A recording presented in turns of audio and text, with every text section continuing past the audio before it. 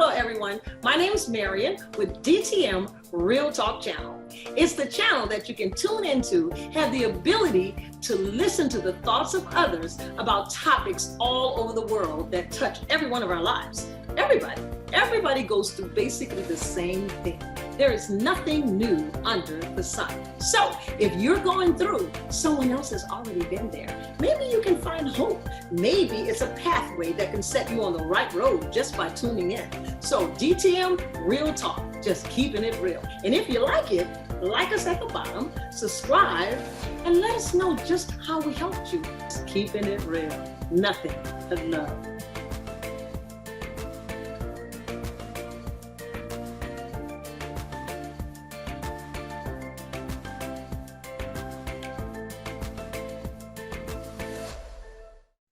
Good evening. This is DTM Real Talk, and we are just keeping it real tonight. You guys would not believe the emails that I received. You know already we have done at least about 12 weeks of the power of forgiveness and the devastating effects of unforgiveness.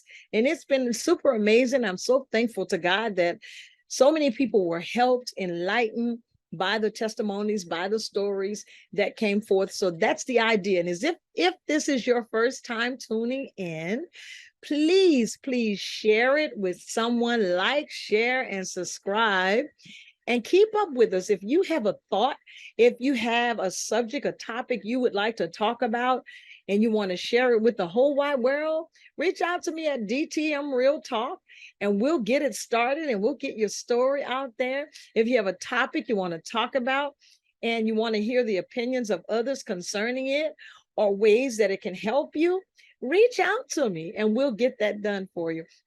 So anyway, we're coming up on, we did actually, the end of last week was the power of forgiveness and the devastating effects of unforgiveness. And that went well. And I checked my email and we had a couple of topics, a couple of emails on multiple streams. Why is it important to have multiple streams of income? And I said, well, Lord, I could talk about that a little bit. But anyway, I'm going to dive right into it and give you a little bit of what I have. And then next week or the week after, we'll have a few people to come on and share with you what they have going on, right? So let's get started with that. Let me just say, multiple streams of income. For those of you that are not aware, all it is, it's just a different streams of income coming from different sources. That's all. Different streams of income coming from different sources. And I like to talk about it in this manner. You first have a job. A job is your salary. That's a stream of income. And that's what most of us grew up on. My parents, my mom was a very hard worker. My dad was extremely hard worker. They were just hard workers. And my mom pushed college. Nothing wrong with college. She pushed college. She said, work hard, get your education, and go to school and get a job. And, work until retirement. And that's what she taught us. That's what she taught. That's what she had. My dad, on the other hand, he was an entrepreneur. He didn't go to high school or college. He went, I don't know, I think grade school, but he was the smartest man I know. He ended up being an amazing contractor, actually ended up teaching my children's father the trade. And so he was very good. We call my dad the jack of all trades. And, the old folks used to say jack of all trades, master of nothing. Well, I say the man was a jack of all trades and master of a lot of things, right? So anyway, our parents, and my dad used to say, my mom says, go to college, get your education, go to school, and get a job. And my dad says, whatever you do, be the best at it. And that stuck with me more than anything. Whatever you do, be the best at it. And so that's what he taught. And I ended up sharing that with my children. I taught them different, the power of multiple streams of income, but I also taught them different types of income. And I'll share with you how I got that, since I didn't get it from my parents. But anyway, so yeah. So my parents were both entrepreneurs. Yeah. My mom was a chef. She was a dean of Christian education here in New Orleans, but she was a chef. She would cook and have my brother and I going down the street selling pies and cakes and all that kind of stuff, jelly cakes, potato pies, and pecan pies. She would give it away, but yes, she would definitely have us selling it. And my dad, he would make purses and belts and different he had a little leather corner right in the den in here, and I'm in her house now, and he had a corner and he would make these leather products and sell them, and they were absolutely beautiful. So he was an entrepreneur as well, and then he drove cab, he had his own business, he was self-employed, he was a contractor, but he also worked for the state, so he had a job, salary job as well. Now, again, different streams of income. You have the job, which is a salary I just explained. You have investments. You have property. You have a stream of income called dividends. And I'll share with you all about that. The most common income stream, my tongue getting tired. The most common income stream is salary, earned income. And then you have your passive or unearned income, which we call residual. That's something that you do one time and you continually to get paid on it. Okay, that's your passive or residual income. And I'll share a little bit deeper about that. And then you have your portfolio income. That's the income you receive from capital gains and dividends and things of that nature. Now, I've been in finances, insurance for over 24 years, 23, 24 years. And so it's basically what I do, but I've learned a lot more since then and was able to implement and apply to my life as well. And so anyway, my story, like I said, is my mom pushed college. My dad said, be the best at what you could do. Don't let anybody be better than you at whatever it is you're doing. And that's what he said. He was a big risk taker. My dad was a risk taker. He actually was my business partner. My mom, she didn't take no risk, right? I remember my father used to go to the country, you all. He would go to the country, and he knew that I like to make things. This is real talk here. We're talking about the importance of multiple streams, and I hope I get finished. But anyway, he would go to the country and bring back a dead snake. He would bring back these snakes because he knew that I was that type of little girl. And I like insects and lizards and different things. We used to say to the lizard, show me your money before we kill them. Horrible. But anyway, he knew I liked these things, and he would bring back a dead snake. And I would actually make a belt from the snake's skin, and I would sell it. He would bring back rabbits, dead rabbits, of course, and he would take the rabbit and cook it and give me the fur. And I would make purses and hats and bracelets, and I would sell them. I did. So I was like a born entrepreneur, right? And anyway, I don't know if you all have read Robert Kiyosaki's book, but if you have not, I recommend that you read it. You might find some interesting things or principles to apply to your life. So the entire book, it's Rich Dad, Poor Dad. If you have never read it, the entire book, it's basically the importance of learning about financial literacy at an early age. That's all it is. And he talks about the most powerful asset we have is our mind. And so when I became a Christian, I actually saw that these principles were in the Word of God. Everything, there's nothing new under the sun. All of these principles were biblical principles from God's Word. Of course, I didn't know that at that time. I just thought I was reading a good book, that this man knew something that I didn't know. But later on, I discovered that they were all in the Word of God. You see, and the problem is this. Here's the problem. The problem is that we sometimes love the money. And the Bible clearly states the love of money is the root of all evil. It's not the money that's evil. Money is a tool. And it's God that gives us power to create wealth, to be able to create the wealth. It's not the money that's wrong. It's the love of money. And I hear people say all the time, Because when you love something, you're all into it, right? God doesn't want us to be into money that way. He wants us to be into him, at least as believers. Now, if you're not a believer, I understand. But if you're a born again believer and you've trusted Jesus as Lord and Savior, you're supposed to love God far above anything, for it is he that gives you power to create wealth. Hey, yeah, and so we need to love the creator. Yes, yes, and embrace what he has given us the power to do. Yeah. So anyway, people tell me all the time, Mary, money changes people, money doesn't change you. I was about to say boys and girls. Money doesn't change you, YouTube world. Money just brings out what's already in you. And you'll see people, I know because it happened to me in my early stages of investing. It brought out the worst in me. Well, the worst was already in me. When I tell people the truth with a F, the truth, I've had 50, 60, 70, $80,000 to slip through my fingers like it was water because of not understanding my purpose, not understanding my why, not changing my why, my mindset, not knowing how, not knowing any of that. And therefore it became wasteful, not a good steward. So I understand this now. So in order to have multiple streams of income or many sources, you have to change your mindset. That's the bottom line.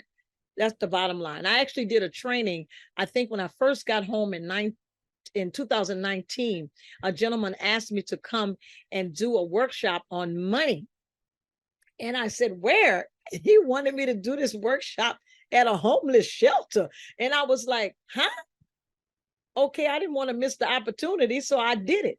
But do you know, everybody has a story.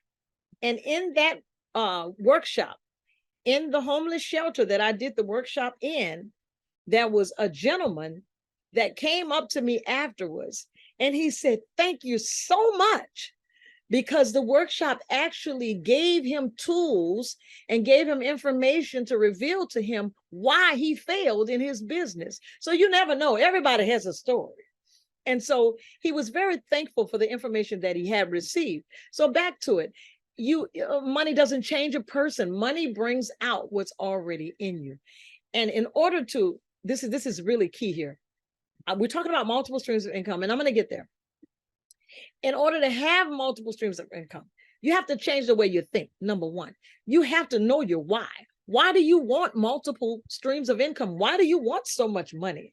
Back in the days, I wanted 25 cars and 15 houses. Why? What is that going to do for me? I can only live in one. What is that going to do? Well, 25 cars, I can only set my butt in one, right? You can't drive them all. So what is the reason that you desire to have multiple streams of income? Okay. I had to look at that very carefully, because now that I'm a born again believer, everything that I do must bring glory and honor to God. That's the bottom line. That's me. Okay. It must. So if I want multiple streams of income, what is it that these streams of income are going to do for the kingdom, or for the one that I say that I love, for the one that I say I serve? Why? What is it going to accomplish? So today is a different day. I know why I desire multiple streams of income. I know why I have multiple streams of income. And you, my friend, need to understand and write down why. Why do I want this? What do I want to do with it? Strategize how to get it. Strategize. You got to educate yourself in order to do that. And in my case, not only do I educate myself on how to access multiple streams of income, but I have to commit my thoughts, or commit my ways unto God, because he promised that my thoughts will be established. Oh, yeah. So I commit my way unto God. What is it I want to do? Lord, I commit this to you, and he's going to establish my thoughts. Everything that I've done now, I've committed it to God, and he established my thoughts in order to get there. And then you have to have discipline in order to follow through with what God shows you, with the education that you receive about what it is you're trying to do. You got to be able to follow through with that, right?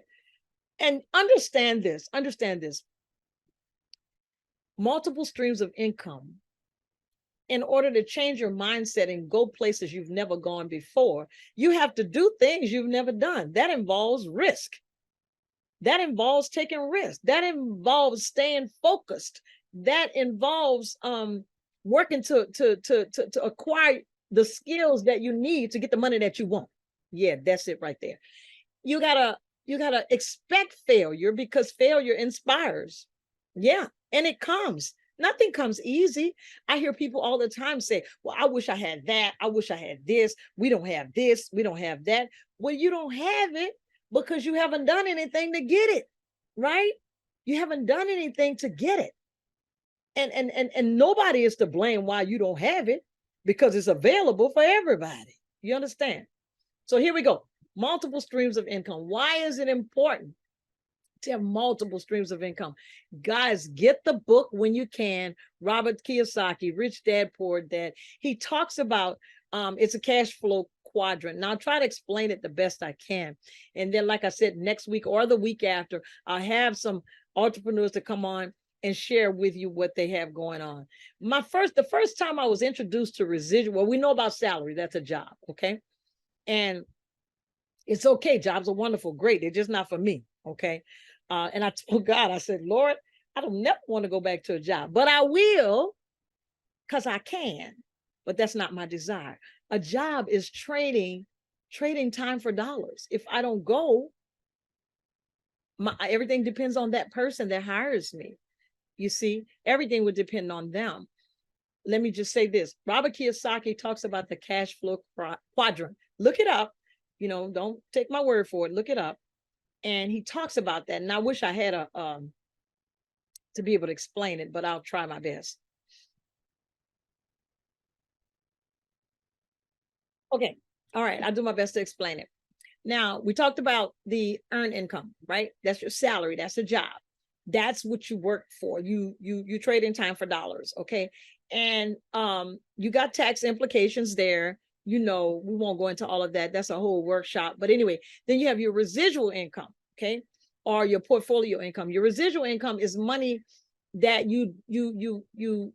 it's something that you do one time and you continue to get paid over and over again. The first time I was introduced to residual income was with Amway. And I know you guys, that's a long time ago.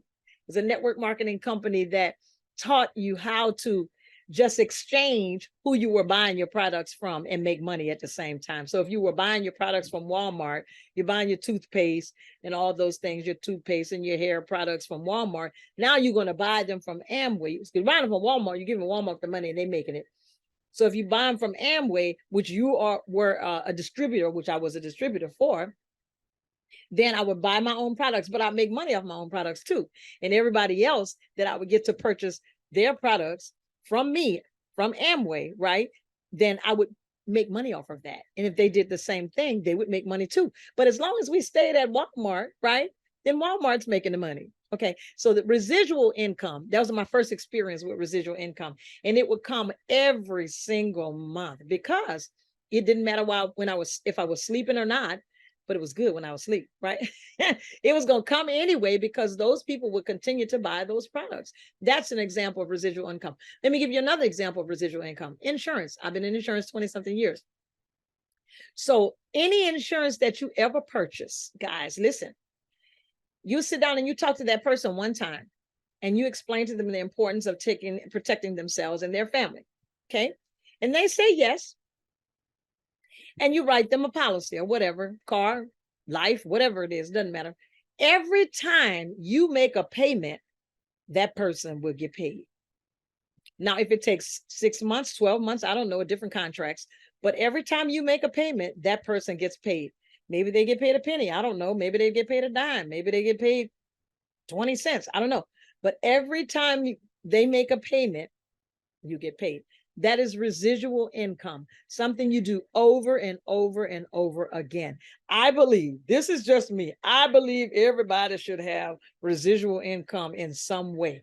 That's a stream of income. We know about earned income, that's your salary. The second one is residual. Something that if you would have had residual income during the time of Hurricane Katrina or even COVID, you would have been in a better place financially, because whether you went to work or not, that income would continue to come in. That makes sense? I hope do. So your portfolio income, that's money from an investment, okay? We refer to that as capital gains, like trading assets, like stocks, like bonds, like buying real estate, like a car, selling assets. Those are things like that. And we won't talk about tax implications. Then you have your passive income. Passive income is generated from your own assets, from assets that you own and you're not actively working, like real estate, like rental income, like that. So that person is in that house and they're paying you rent, whether you wake up in the morning or go get coffee or not, they got to pay that rent. They have to pay the rent. So that comes to you. That's passive income. And so I just feel like it'd be nice for everybody to have passive income, because, we wouldn't be in a rough situation in a time of an emergency, and so that's passive income. You can create a book or ebook or something like that. That's passive income. That's something that you're going to get whether you get up out of the bed or not. I'm talking about multiple streams of income. That's what I was asked to talk about, y'all. So we said salary, we said residual, we said passive, right? Now let's just share. I'm going to share with you a little bit of this, and I'm going to hop off a little bit to encourage you to get Robert Kiyosaki's book or his lesson on the cash flow quadrant. Now, what it is, it's like, okay, the first, I don't have a screen that I could draw it for you all, so you're going to have to follow my hands. So on the left-hand side, you have the employed, that's the person working the job. And underneath that, you have the self-employed. On the right side, you have the business and an investor. So this is the quadrant, right? Most of the people looking at this video are employed on the left side. The objective, YouTube land, I was about to say boys and girls again. The objective is to go from employed to self-employed, okay? Employed is you working for somebody. Self-employed is you working for yourself. Now, it's not the apex, but it's a little better than employed, okay? I tell you, I was self-employed for a very long, employed, that's wrong, self-employed for a very long time. And when Katrina hit, check this out. I was building an insurance agency when Katrina hit. And I lost everything that had to do with that.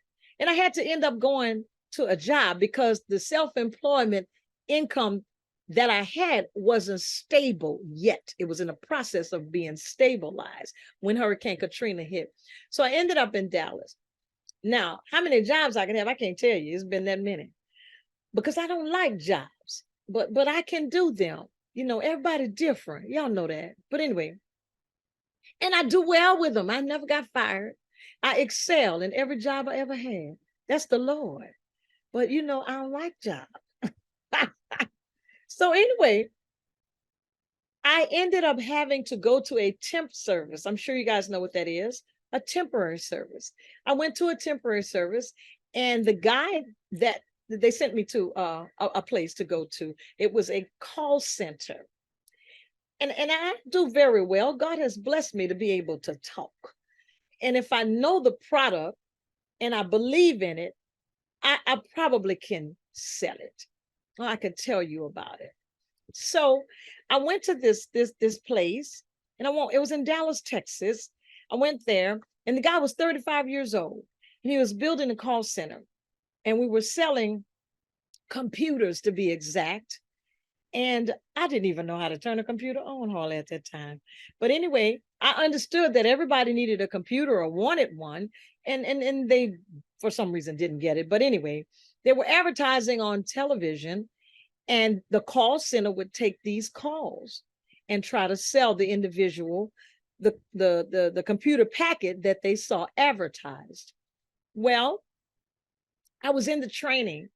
I want you to know that I did very well in insurance, and I wasn't used to working 40 hours a week to make $600 a week to earn that. That's $600 a week for 40 hours. That's it's $15 an hour. That's $600 a week. That's $31,000 a year. Did y'all hear me? So I want to tell you that God has a way of humbling his children. And I was one of his children, boys and girls. I mean, you know, YouTube land. And I thought I was too high to go back to a job. That's why I told the Lord, I'll do anything you say. I said I would never go back to a job. And I went back to a job and I worked it. I want you to know I excelled at it. So much so until the owner says, Marian, your sales are incredible. Would you train the people? And I said, yes, because that's what I do. That's a gift. And I went from the $15 an hour, or better get the $31,000 a year to 52. I said, I'll train them, but you got to do this, you know. So I went from 31 to 52,000 a year. And from 52, long story short, to 73,000 a year at a job. God gave me favor with the owner and things were done well. I trained well. I ended up training people overseas for the call center. But I'm telling you this for a reason. I love that job, that salaried job. But I couldn't go and come as I pleased because I worked for that 35-year-old. He paid me well. I didn't like that. I didn't like that feeling. And I said, Lord, is this what you want me to do? Because I'll stay here. I was willing to surrender if that's what he wanted me to do. I want you to know the Lord answered me real quick. That company closed down. So I went back to selling insurance. And then, well, actually, I started selling insurance 20-something years ago. Today, I educate. I educate people so that they can know and have the right information to make the best choice. So I don't sell insurance anymore. I educate. So anyway, I went from that working for an individual. So when you earn income, you work for that individual when you're employed, okay? When you work for yourself, unfortunately, the self-employed doesn't have a job. He is the business. He is the job. So we're a little bit better off, I would say, in time freedom because I get to manage my own time and you know, I kind of get to do my own schedule, but I have to look in the mirror at the person in the mirror in the morning and tell them, now you got to go to work today. Okay. You can't stay home. And so that's what I have to do. So I became self-employed and been self-employed ever since. But my objective, guys, was to move from the employed to the self-employed and move over to the right side of the quadrant to the business owner. Well, who is the business owner? And finally, the investor. Who is the business owner? The business owner is the person that can get things done for them. They love systems. That's me. I love systems. Yes, I do. Let's go over this. The employee, what's important to him is job security, y'all, benefits, paychecks. That's more important to him. That's more important to a person that has a job. And if anybody disagrees with me, let me know. The person that's a self-employed person are freelancers. That's me. They are hard workers. They're their own boss. They have their own time freedom. And the highest priority for people like me is my independence. That's my highest priority. Okay. Now, the business owner, the highest priority for him or her is to get a system to do it for them. I'm on my way, y'all. I have a little bit of business owner in me because I got a system working. And lastly, the investor. That person creates their own financial freedom. That's number one on their priority list. They already have a substantial amount of money. That is not me. I'm on my way. But their desire is to make more than what they have. That is not me. I'm on my way. I need what I have.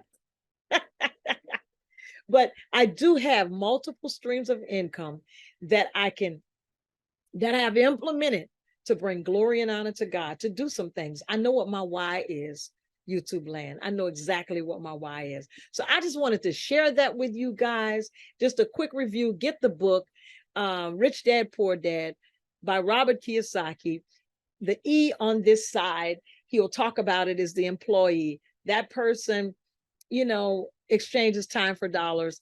The S is underneath that. That person is self-employed. If that person becomes sick, they don't have no income. That's me, right? So that's why I had to go to this side. I had to go to the left side, right?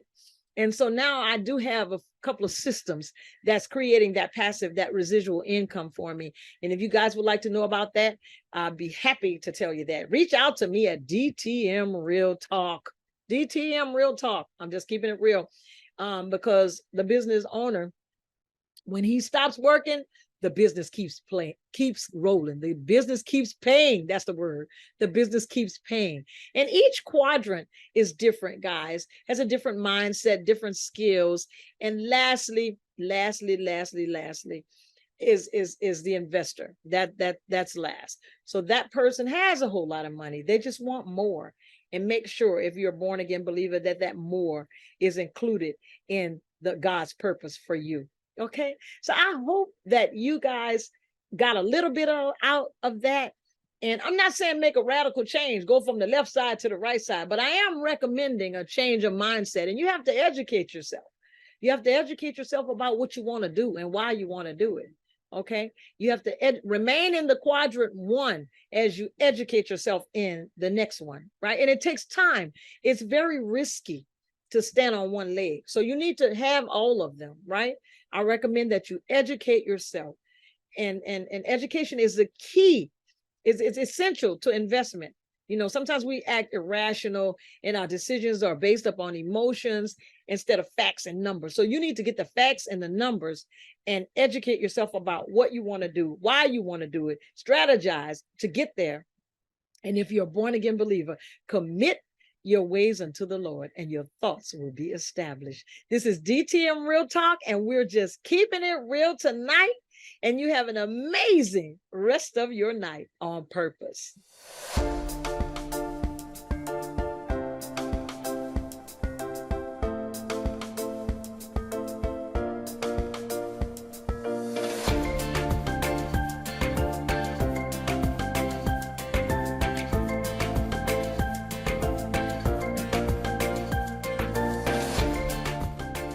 Thanks for watching DTM Real Talk. Be sure to join us for more conversation. And oh yeah, don't forget to hit that like button, share, and subscribe while you're there.